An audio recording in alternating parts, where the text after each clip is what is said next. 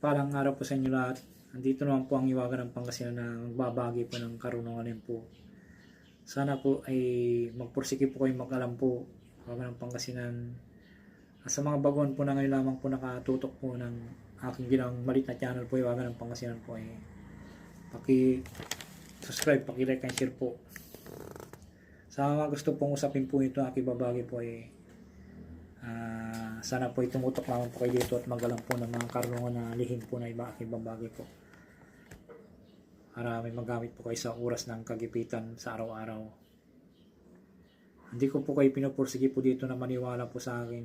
Nasa inyo na yan. Kahit na nagbabagi po ka dito ng napakalakas pong orasyon, kung hindi po kayo naniniwala, useless po yun.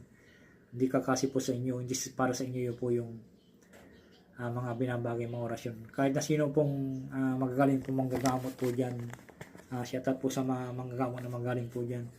Kahit na yung mga binabagay nila, kung hindi po kayo maniwala, hindi po kakasi po sa inyo. Dapat po kung may binagi kami mga orasyon po dito ay talagang maniwala kayo, kasi hindi namin po dito ibabagay kung galing sa mga kasamaan po.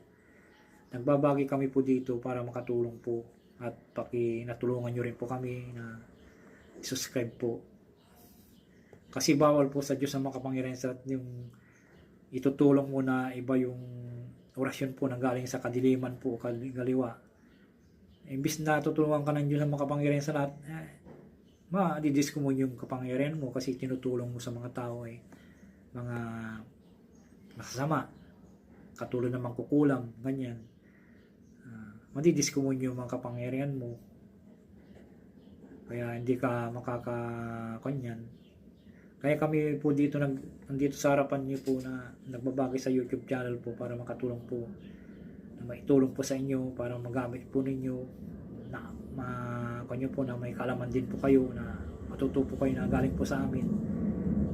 Kaya ang babagay po namin po dito ay napakabisa po, na hindi po basta-basta po ipagkakalob sa inyo.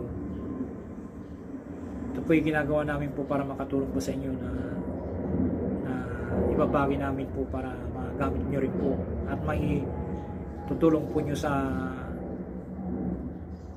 ibang tao, ibang kapatid nyo po, kamag-anak nyo po, habang panahon po na may tutulong po nyo yan.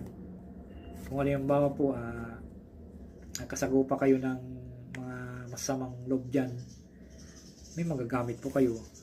Kaya isi-share po namin sa inyo para may matuto po kayo sa oras ng panggagamot mo, kagipitan man,